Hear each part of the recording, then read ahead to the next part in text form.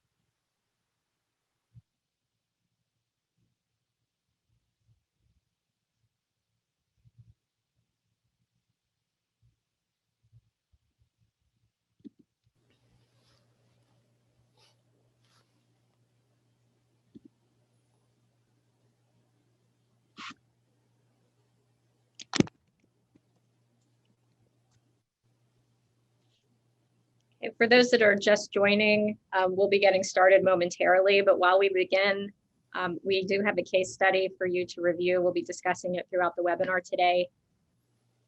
To enlarge it, click on View Options at the top of your screen and select the percentage that you'd like to enlarge the case study.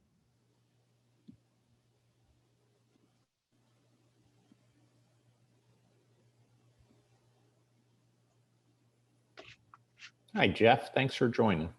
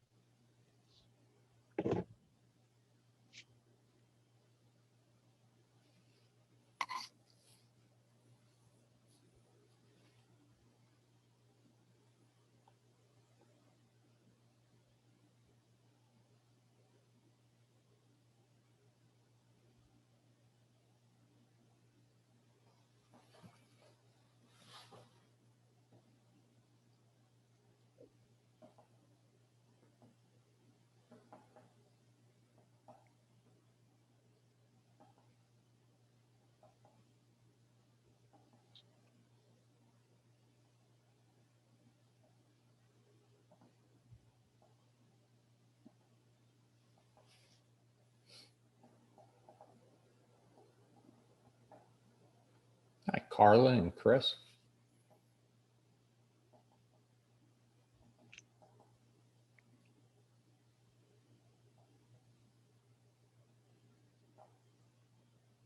Hi, Kent.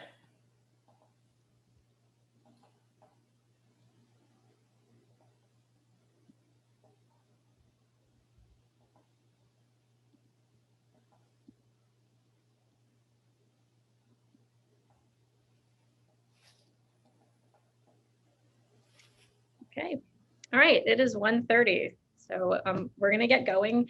Welcome to our webinar on navigating COVID-19 in the workplace and the compliance issues that come along with being an employer.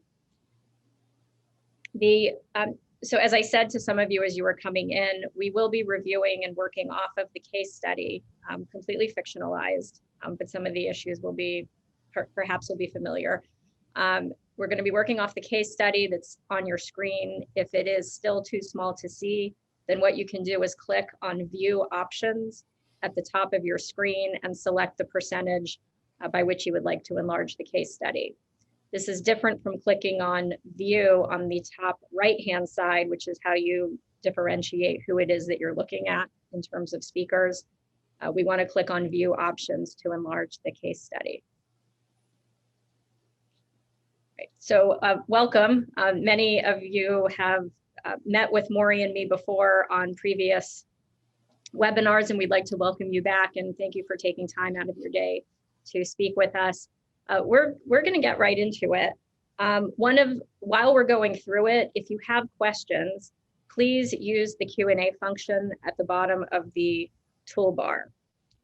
There is a raise hand option, but please don't use that because we can't see you. So we won't know if you're raising your hand. So please submit your questions through the Q&A, and Maury and I will attempt to answer as many as we can during the time allotted.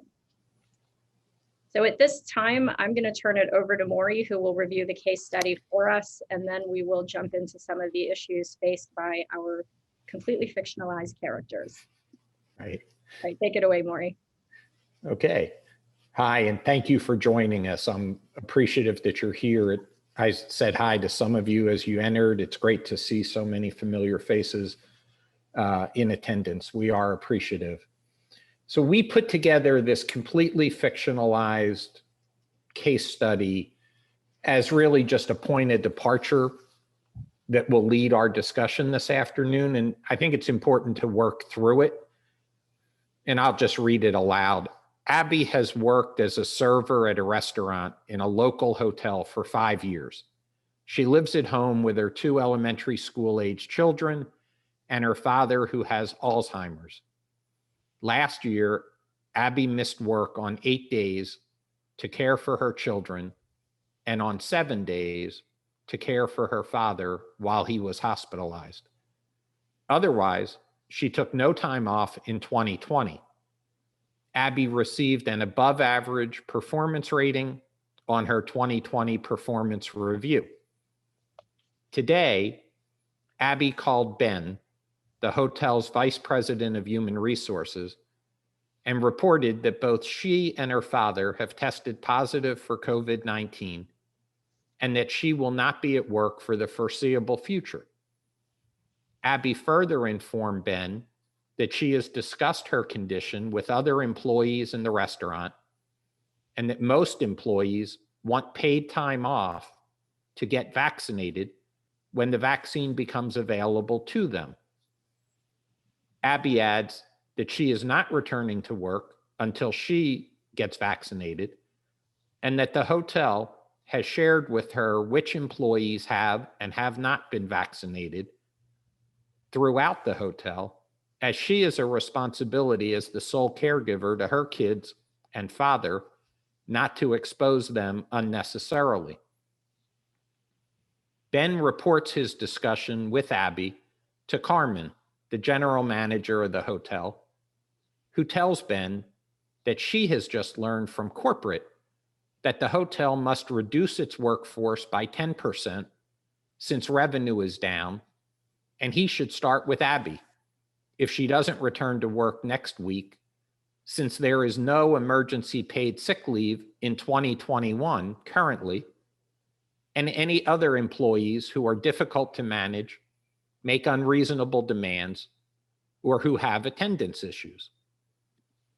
Carmen ended the call by saying to Ben, by the way, while we don't have the money to pay for people to stand in line for vaccinations, I like the idea of requiring all employees to be vaccinated. And I also want a full list of who has been vaccinated and who has refused and why. After his call with Carmen, Ben places a call to Rachel and asks many questions, one of which is whether or not Abby must be given an indefinite leave. Rachel? So Abby says, I'm not coming to work. I've tested positive. I'm not coming back to work for the foreseeable future.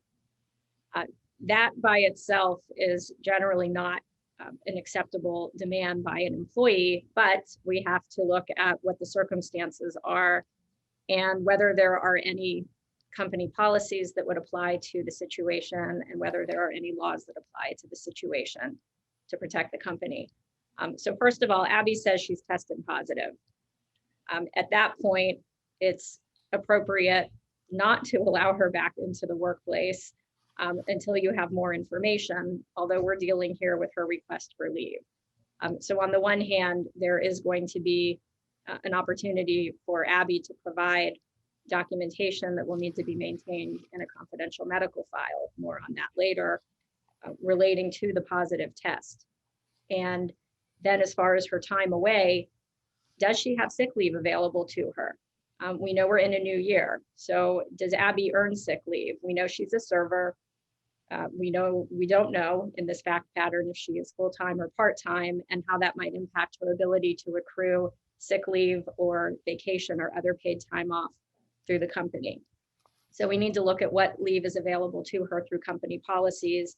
And if we're applying it uniformly, would she be able to take some of that leave because she is unable to come to work because of the positive diagnosis?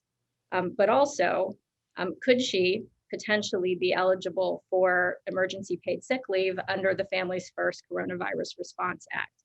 And the answer to that is maybe. No, from the perspective that federal law expired when it comes to providing emergency paid sick leave or emergency family and medical leave, expanded family and medical leave. The latter part was for parents who needed to stay home to care for their children whose schools and daycares were closed. And emergency paid sick leave had 6 different qualifying provisions in it, which here would include Abby's need to quarantine or isolate because of her own positive diagnosis, or Abby's need to care for her father because of his positive diagnosis. But right now, that leave, the requirement that employers provide that leave expired on December 31st of 2020. So does the company need to provide that leave to Abby now? The company can choose to. The company can voluntarily provide emergency paid sick leave to Abby and to all other employees, because we want to make sure that if the company is adopting the voluntary emergency paid sick leave, that it does so uniformly. And the advantage there is what Congress has done is it extended the opportunity for employers to obtain the tax credit so that it is reimbursable leave. If a company chooses to voluntarily provide emergency paid sick leave to Abby in this example prior to March 31st of 2021, then you can be reimbursed dollar for dollar through the payroll tax credits. But that is a policy decision that a company needs to decide. Is it going to continue to administer this leave or not? Importantly here, Abby did not take, well, we're assuming based on the fact pattern that Abby did not take emergency paid sick leave or expanded family and medical leave in 2020, and that she still has some of that leave available to her should the company decide to voluntarily provide it. So at the beginning of the fact pattern, it said that in 2020, she, and I'm glancing at the fact pattern, she missed 8 days to care for her children. So if she was caring for her children for reasons totally unrelated to COVID-19, unrelated to their school or daycare closures, then she might have all of that leave time, up to 80 hours of emergency paid sick leave, and then up to an additional 10 weeks of the expanded family and medical leave, which could be used in 2021. So we have to look at, why was Abby out in 2020? Does she have any leave available to her that the company can voluntarily give and still get reimbursed through tax credits? It is complicated, but it is a question to ask yourselves if you're going to voluntarily provide the leave, and then making sure that you're doing it correctly so that you can get reimbursed. But Abby does not have a legal right to the emergency paid sick leave because of her own diagnosis or her father's diagnosis. But if you're going to voluntarily provide that leave in the first quarter of 2021 to some employees and then choose not to give it to Abby, then potentially there could be a discrimination concern. Potentially, Abby could have FMLA leave available to her because of her own COVID diagnosis or the need to take care of her father, who also was diagnosed as positive. So again, we have to look at what the company's, whether Abby's eligible for FMLA leave to begin with. We know she's a server. Is she full-time? Is she part-time? Has she worked for the company for at least 12 months? And has she worked for 1,250 hours in the previous 12 months? If she has, and she qualifies, then she's eligible for up to 12 weeks of unpaid leave under federal law. It's possible that company policy provides for some portion of paid leave, but again, that's looking at your own policies. And in the case of the fact pattern, does the hotel, as her employer, have some type of paid FMLA that they need to refer to? We also know that Abby was out caring for her children and caring for her father, who was in the hospital in 2020.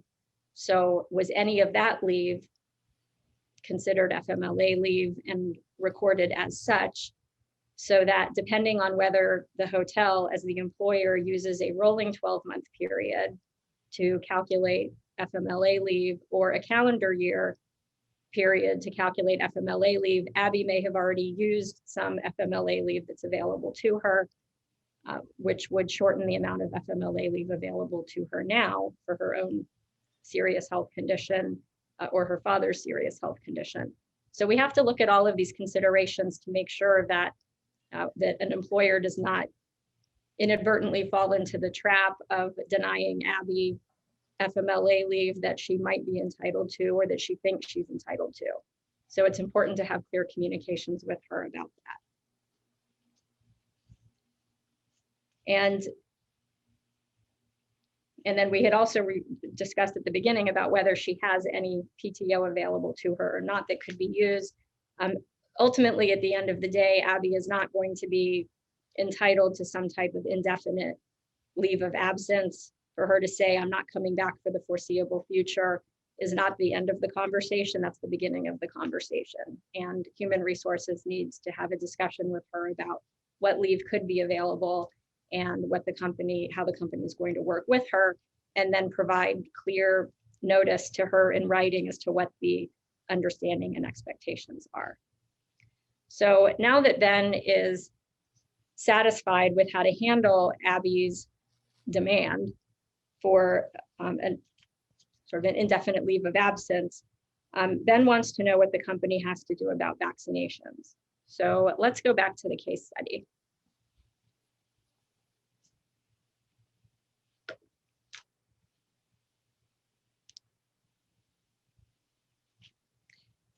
Okay, so Abby, in addition to making a demand for time off, has also said, and what I'm reading into this is, even when she is COVID negative, when she could otherwise come back to work under all CDC guidelines, under her healthcare provider's recommendations, there's no question that it's safe for her to return to work. But she says, I'm not returning to work, or she says she is not returning to work until she gets vaccinated. And the hotel has shared with her the list of all employees who have and have not been vaccinated. So how should Ben address that response? Maury?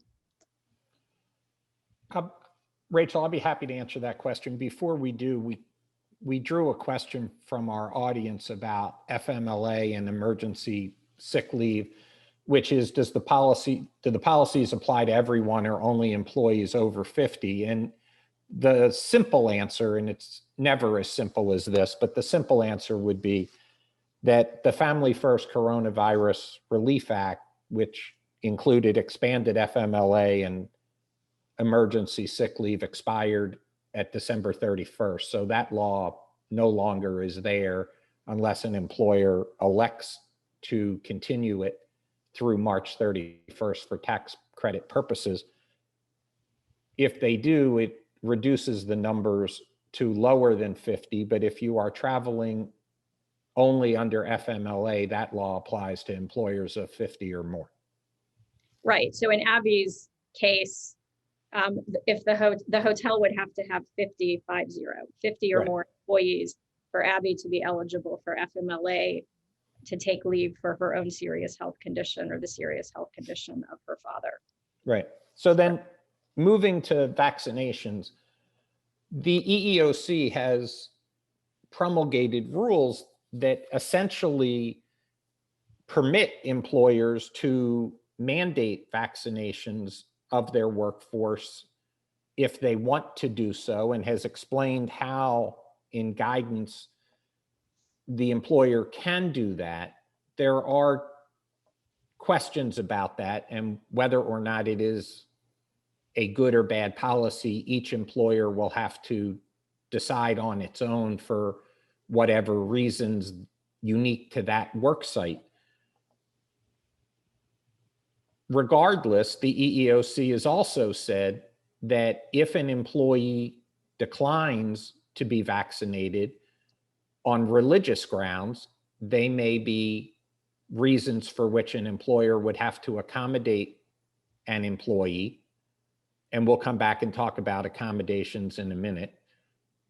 And if an individual is disabled and unable to receive a vaccine because of their disability, that too would need to be addressed just like any other disability, with an interactive discussion with the employee and determine what, if any, accommodation might be appropriate. In each of those instances, religion or disability, the EEOC has also said that not returning to work may be an appropriate accommodation, meaning not returning to the work site and working remotely, if that is a possibility for the particular job, the particular industry, the particular employer. So there will be lots of individual discussions about that. And then the fundamental question will be, does the employer mandate vaccination when it's available? Or does it strongly encourage vaccination? Or what position, if any, does the employer take? Some employers have already announced that they are financially assisting by providing paid time off to enable employees to get vaccinated. That will then lead to other questions if these are non-exempt employees as to the calculation of overtime. Is it work time? Is it not work time? If the employer is elected to give a bonus to employees who are vaccinated, does that change overtime calculations for the non-exempt employee? So there are a host of issues at the 60,000 foot level. If you're addressing a non-exempt employee and providing paid time off to get vaccinated, it would not be work time, so it would not contribute to the actual time an employee worked and would not lead to overtime. It would be compensable time, but not in the overtime calculation for that particular work week. There are a host of issues about that, but that is the top line discussion for right now anyway. I suspect, but can't predict the future, that a lot of this will change. So stay tuned. But anyway, Rachel, what about the collateral request of I'm not coming back until I know who's been vaccinated and who hasn't? Right. Well, that the answer to Abby's question or demand is no. Sorry, Abby. That is not information that we're going to share with you, but of course we're going to share that in a more diplomatic manner. All of this information about whether an employee has been vaccinated or has not been vaccinated, whether an employee has tested positive for COVID-19 or not, that is all confidential medical information, and the employer has an obligation to keep any of that information that it obtains confidential. So that type of information needs to be maintained in a separate confidential medical file. It should not be in the normal personnel file with the employee's application.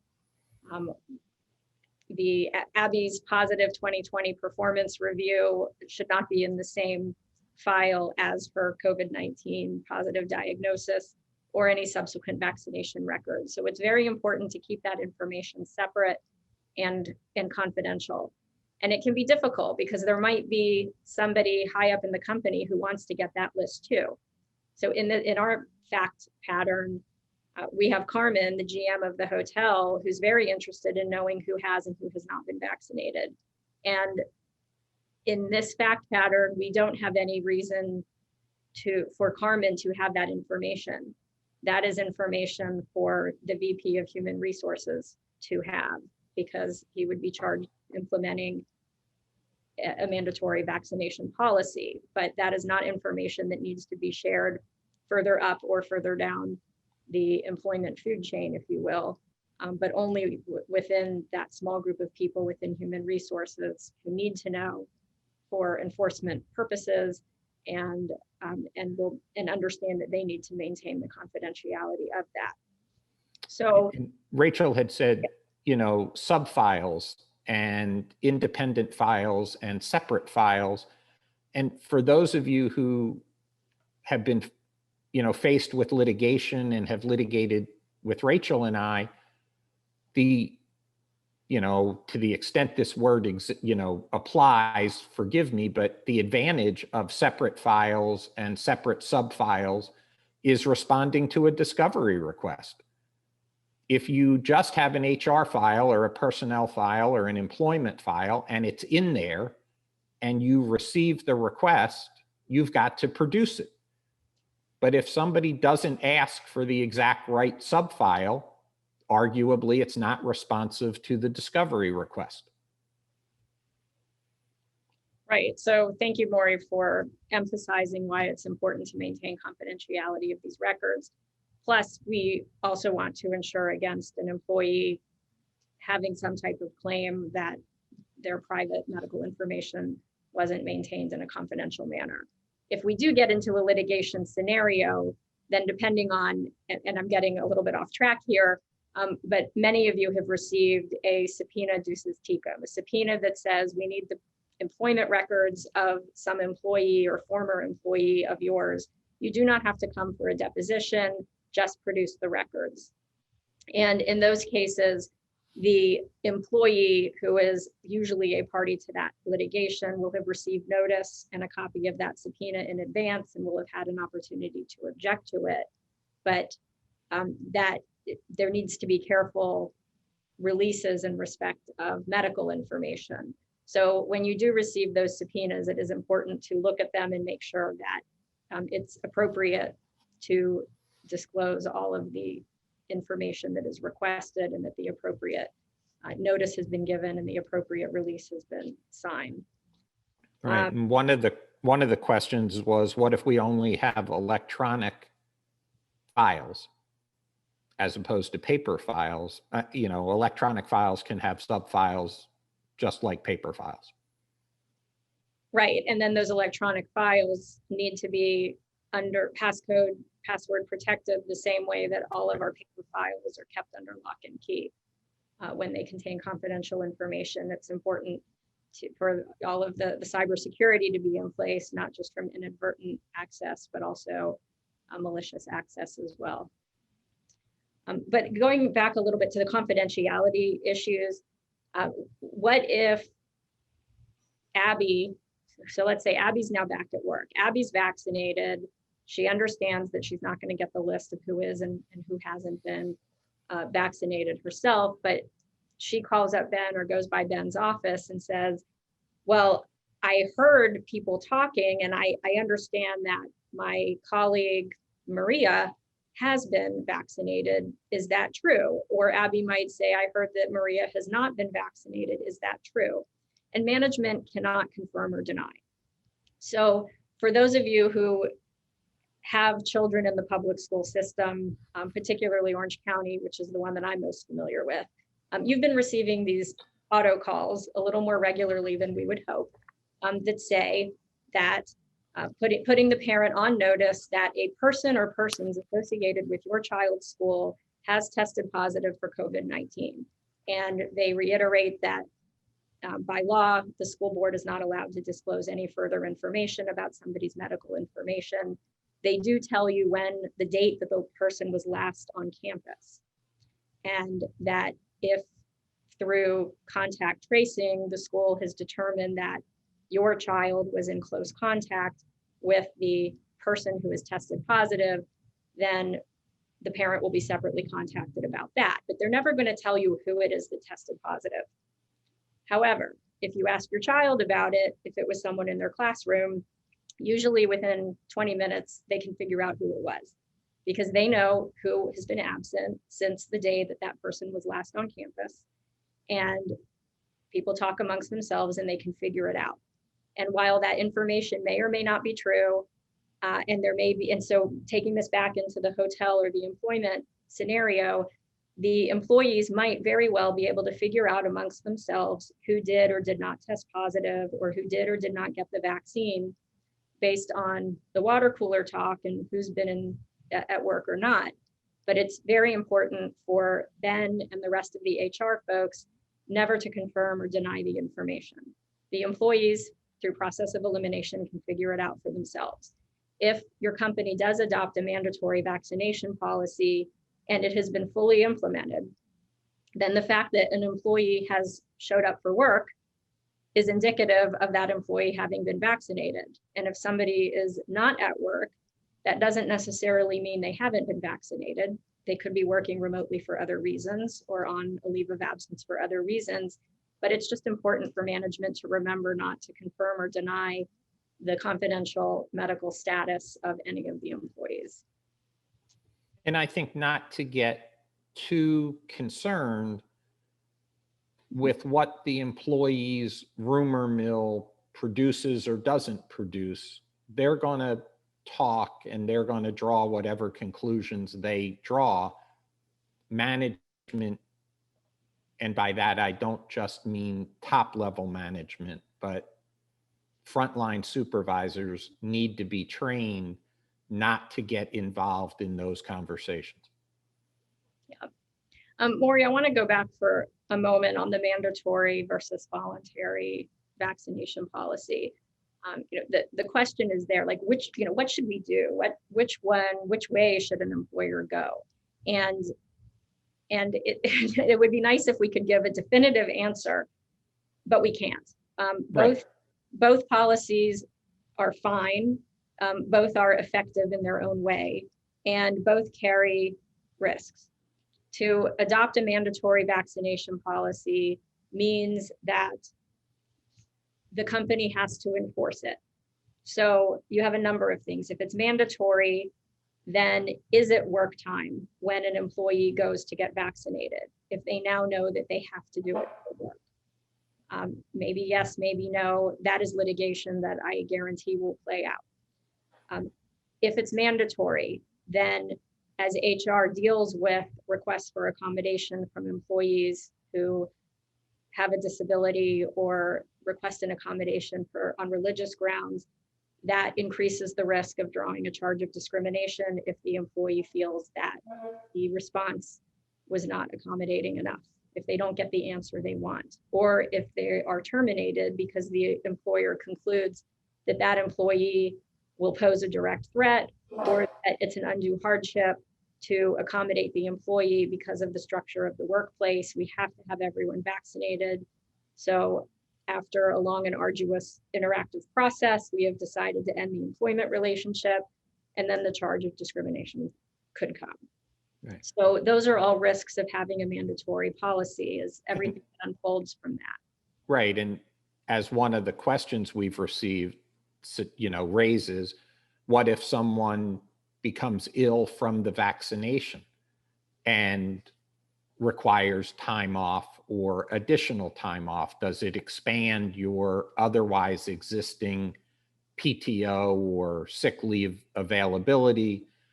How do you minister to those questions? Because someone receiving a mandatorily required vaccine will fall ill from the vaccination itself.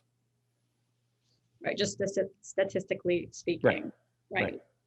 And then on the other side of that, if an employer adopts a voluntary but strongly encouraged policy, then some of the issues we just discussed don't apply. necessarily, although I think the last one that you just mentioned would. If somebody says, well, my employer strongly encouraged me to do it, either they will say that they were constructively required to do it, they thought they had to, even though it was not in writing. Right. Or someone that wasn't sure if they were going to get the vaccine or not, but they know that their employer wants them to. They were offered bonuses, gift cards, or there was a pep rally, a virtual pep rally to encourage people to go get vaccinated. So they did, and then they have an adverse reaction to the vaccine. Or someone doesn't have the vaccine, despite all the encouragement, it was not mandatory, and employee A does not get vaccinated. Employee B, whose workstation is next to theirs,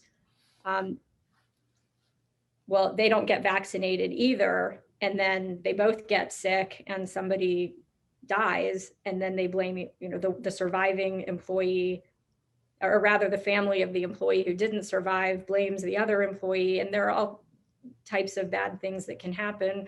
We're seeing that there's litigation now over whether somebody contracted COVID-19 in the workplace or not. So if an employer is not adopting a mandatory policy, is there some risk of a lawsuit for negligence for not requiring a mandatory policy?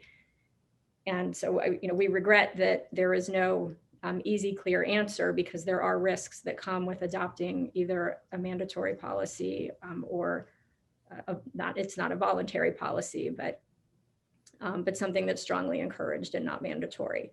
But we have to look at all of those risks and then make a decision about which one is the appropriate one for the company, as employers are trying to do what's best for their employees and for the community at large. Right. So also with enforcement, though, and this touches on a bit with the mandatory versus voluntary. A mandatory policy means it's mandatory.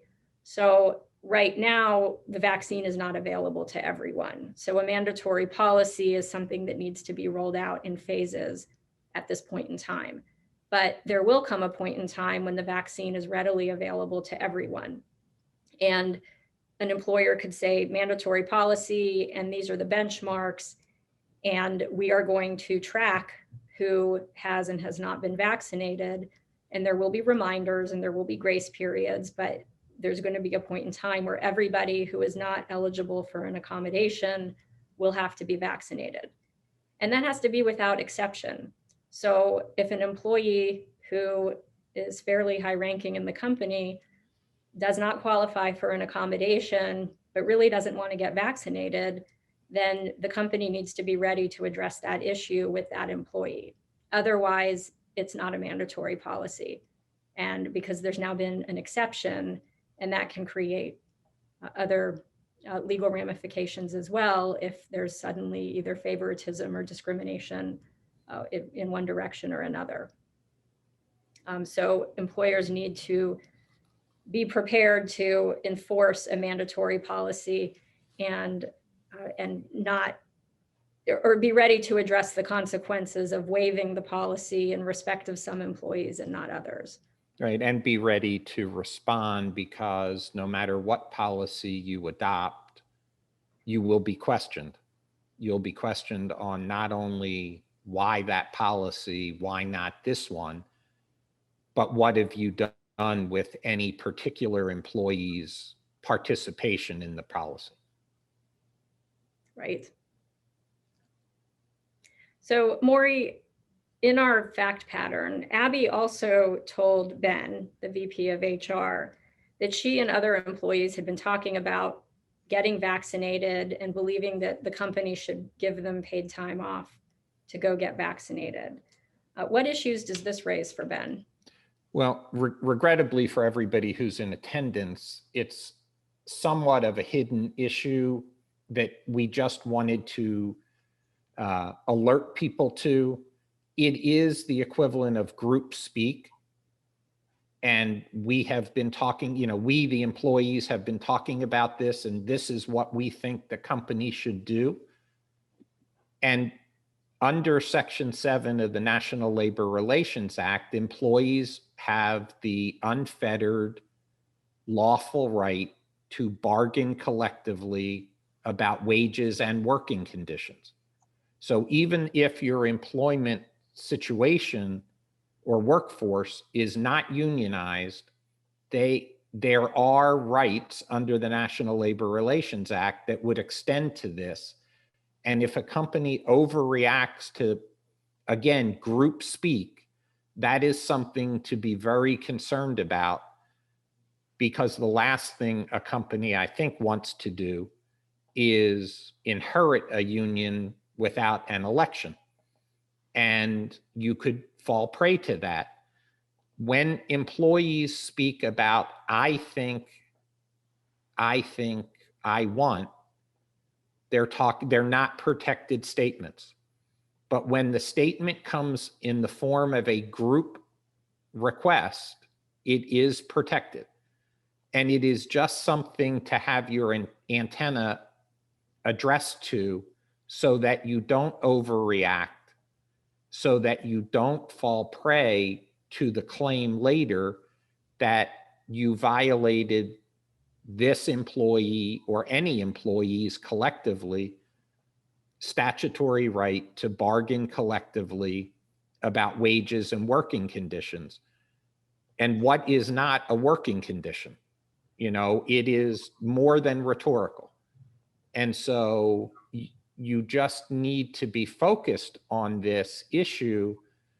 And, you know, whether you pick up the phone and call Rachel or I or anyone else with whom you discuss labor relations and employment law issues, you need to understand that while rare in Florida today, these are going to be emerging issues. Fearfully, I wonder, but I am thinking that it's out there and we should be sensitive to it. Great, thanks, Maury.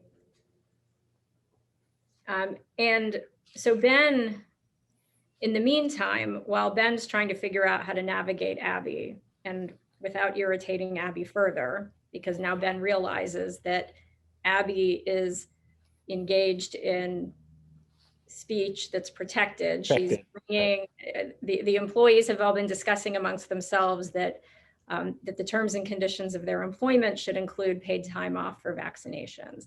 Abby brings that to Ben's attention.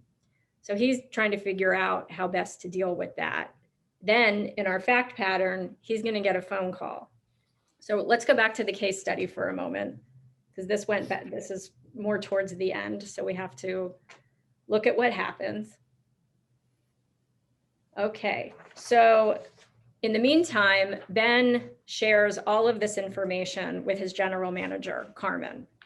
And Carmen says, well, that's all very interesting. We have something else we have to deal with. Corporate just called me and said that we at our hotel here, we have to reduce our workforce by 10%. Revenue is down. I need you to identify for me who the 10% of employees are that we're going to lay off. And you should start with Abby if she doesn't return to work next week, since there's no emergency paid sick leave in 2021. And Carmen also says to Ben, and you should also look at other employees who are difficult to manage, make unreasonable demands, or who have attendance issues. So Ben is thinking, well, now what? Because Ben knows that Abby has engaged in protected speech because Ben called Maury and Maury told him that. But what else does Ben need to be concerned about? Because if Abby, it's true, Abby does not have federal emergency paid sick leave available to her under law. Although if the company has offered it voluntarily because it knows it can get reimbursed through the payroll tax credits for emergency paid sick leave provided through March 31st of 2021, does that convert the leave to protected leave? That's not clear. I think arguably the extension was a way for employers to provide an additional benefit at the government's expense. But right now, it doesn't appear that that would be protected leave, but that's litigation that has not yet come to the fore. Right. But, right. But what else? If Abby doesn't return next week, it could be that she's using her normal sick leave. it could be that she is on protected FMLA leave. So just because Carmen says to Ben, you got to start with Abby if she doesn't come back, Ben needs to raise his hand and say, Carmen, that might not work, and explain where Abby could be on protected leave.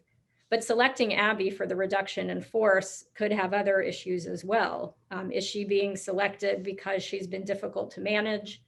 If the management issues have to do with job performance, that could be okay.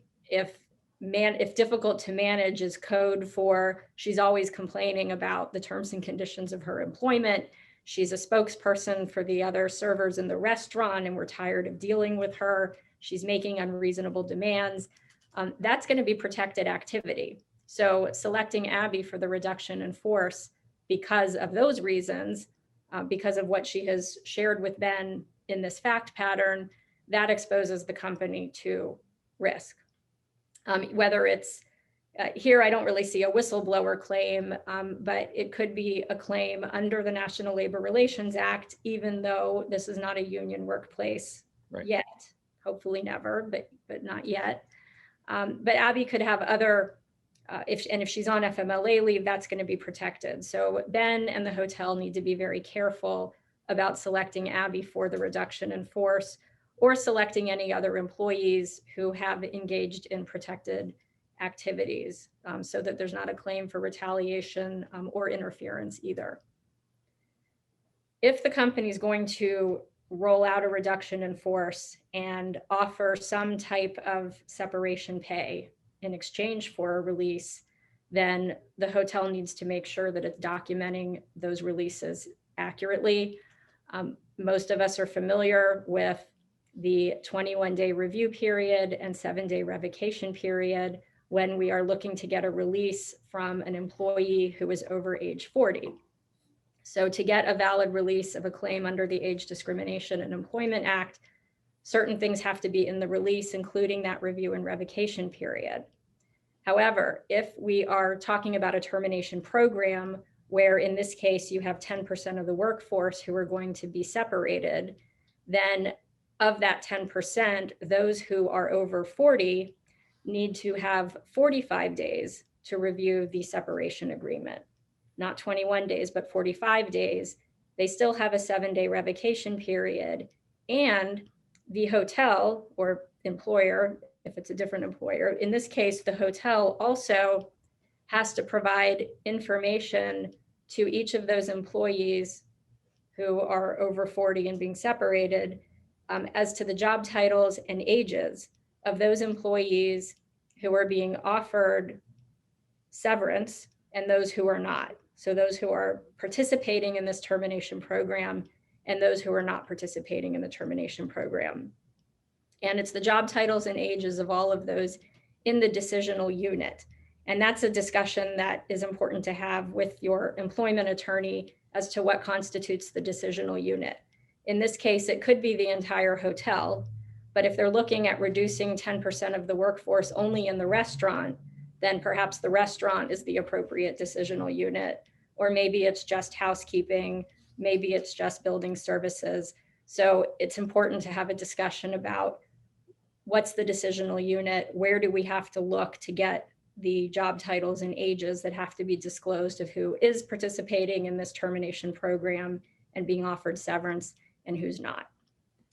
So that's important, because if it's not done correctly, then any of the employees who were let go, who are over age 40 and who receive severance, can take their severance and then still pursue an age discrimination claim if they choose to do so.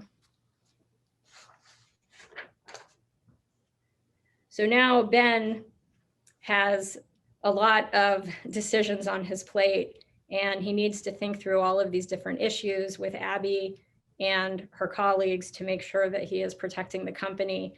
He needs to be clear with Carmen, his general manager, about why he's recommending that things proceed in a certain way. And I apologize, my screen just changed. So Maury, do we have any questions in the Q&A section while I find my way back to Zoom? Yes. Okay. Yes, I mean, I'm reading one. I'll just read the question aloud. It said, if HR is not supposed to share medical information with others, was it acceptable that Ben shared his discussion with Abby to Carmen, the GM? And it is an interesting question. And I suppose it's the difference between academic and reality. It probably is not, but it's the way life happens, and it's by analogy, and I haven't thought through this. I just read the question and saw it. It's like when one receives a claim or an accusation of sexual harassment that, you try to provide as much confidentiality and no discussion about it as possible, but there are people who need to know. Yeah, that's an excellent point. I'm glad folks are paying attention. Okay, we also have a question. Are some of these laws, do they only apply to employers of 15 or more employees?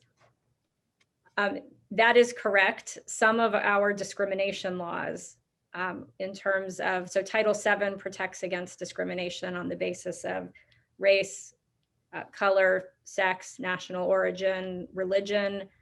That applies to employers of 15 or more.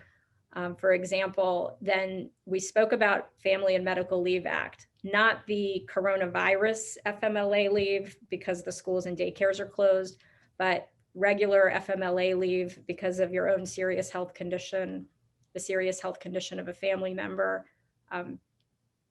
having a baby. That regular traditional FMLA leave, that is 50 or more employees. However, the Fair Labor Standards Act, when we're talking about whether someone should be paid or not be paid to go get a vaccine and whether that's work time or not, and if someone is eligible for overtime, that is going to apply to most employers, and we're not looking at whether it's 15 or more. Right. It's not a statute that's triggered by the number of employees. It's a statute that is triggered by either job duties of the particular employee or the gross revenue of the business operation. Right. And the National Labor Relations Act just applies. Like it has no threshold. Right. Although you need at least two employees. Two employees because they have, right. Because they have to act collectively. Correct. Right. Which is a great segue into the next question. Can you explain what you mean by protected conversations? The example being that Abby was a spokesperson for the servers and she's possibly being in the 10% reduction of workers and there's risk to the employer.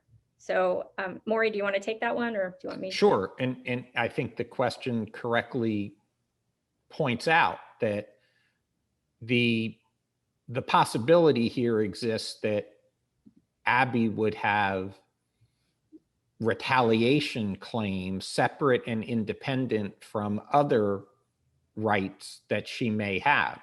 Both the FMLA, the discrimination laws, and the National Labor Relations Act have separate causes of action for retaliating against someone for engaging in protected conduct or participating in protected conduct.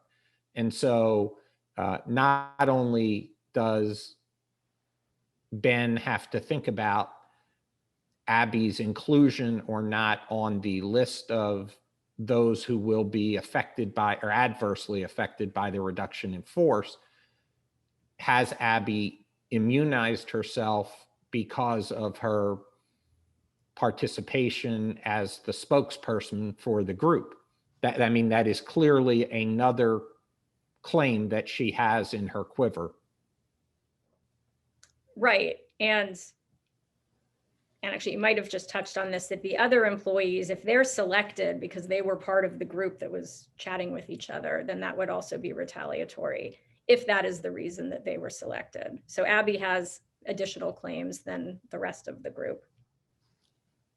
Right. Being a spokesperson. Right. One of the questions,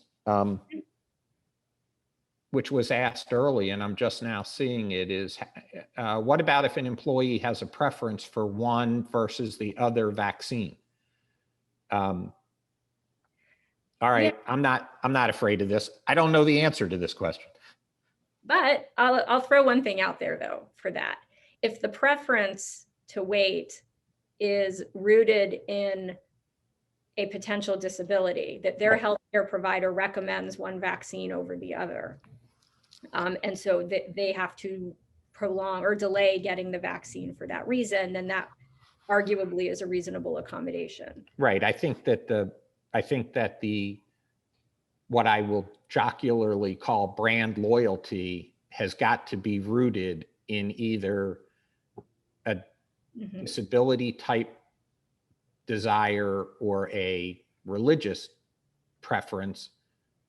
I don't know enough about either of the vaccines to speak intelligently about whether that's possible or not, but I think that the preferences would have to be honored or should be honored if they fell to those issues. And if they simply were another type of desire, I'm not sure you'd have to accede to it. Correct. From a human relations perspective, the one that I can think of is if some of the vaccines require 2 doses and others require 1. And I don't know if this could qualify as a disability, but if somebody has just an incredible fear of receiving shots, so potentially it's a reasonable accommodation to allow them to wait until the single dose vaccination is available. Or perhaps an employer could say, look, we don't want you to have to get stuck more than once. So we're requiring everyone to be vaccinated, but for those of you that want to wait for the single dose vaccination, we're okay with that. But as soon as it's available, you have to sign up and go get it. So just different considerations. Right. On employee records, we did discuss electronic files that can be an appropriate way to maintain confidential medical records, but they should be password protected. And if there's encryption available or other cybersecurity methods, then that is better. And I think there was a question about how long to hold medical records, 10 years, 30 years. Well, certainly for the duration of an employee's employment. And then there's always the question about how long to hold on to certain types of employment records post-employment. And the answer to that can differ depending on what the record is. So for example, I-9s, and again, getting off topic, I-9s really should not be maintained in each employee's individual employment file, personnel file. I-9 should be maintained separately and together, collectively, all the I-9s, and then audited periodically to make sure that you're not holding on to I-9s that you no longer need, because those have their own time frame for when you can destroy them. Payroll records, if those are maintained separately, then you want to look at what is the statute of limitations for various types of claims relating to payroll. Some of them have to do with FLSA, which is a 3-year statute of limitations, but under Florida law, a minimum wage claim potentially has a 5-year statute of limitations. If somebody is claiming unpaid wages under a breach of contract, commissions, for example, that's going to be 5 years. But the statute of limitations doesn't even always start to run necessarily from the date that employment ends. So some flexibility needs to be there. Here, I think claims relating to vaccinations would probably be, again, this is all new, would probably be in that 4-year time frame.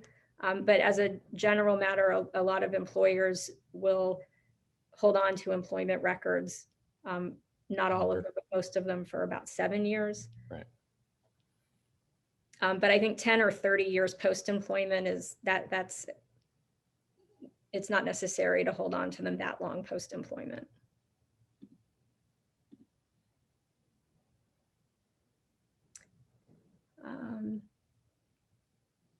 There was a newly arriving question, which is if an employee presents with an exemption, how does the employer validate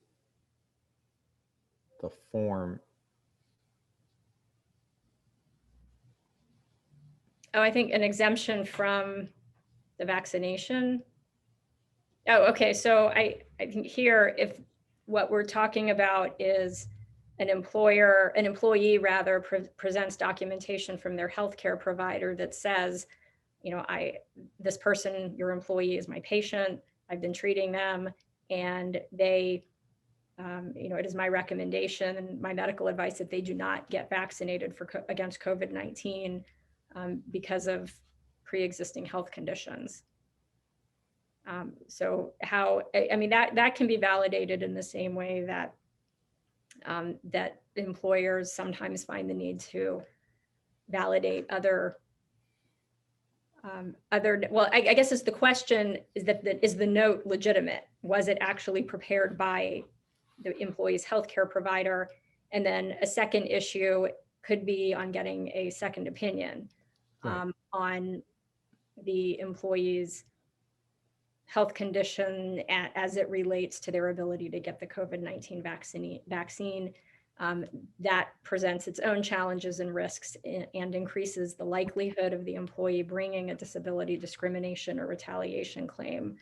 But it doesn't mean that it can't be done. However, if an employer is going to take advantage of the limited ability of requiring an employee to undergo a medical exam for this purpose of getting a second opinion, and please don't do this without having a conversation with employment counsel about whether and how to go about this, the employer pays for that second opinion. So that is not something that you would go to your employee and say, well, you have to go get a second opinion and pay for it. And I would travel the path of what you might do in a traditional ADA accommodation process. And, if it's a religious process, I would think long and hard about developing a procedure that was substantially similar to what you do under the ADA and have a significant interactive process with the employee, and then a discussion about what other accommodations can we do and where's the employee going to perform their work. Right, and it's very difficult to challenge a religious exemption, that whether this is an employee's sincerely held religious belief, particularly if it's a religion that might not be considered mainstream. So it's an area where employers need to tread cautiously. We have time for one more question. This has been a great virtual discussion, so thank you all for the questions that have come in. Maury, do you want to pick the last question?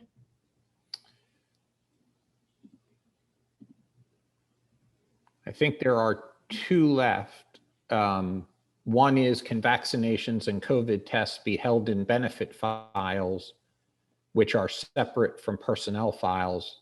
And the answer to that's absolutely. And I would encourage, from my perspective, I would hold them separately, and I would segregate them securely and make them accessible only to very few people.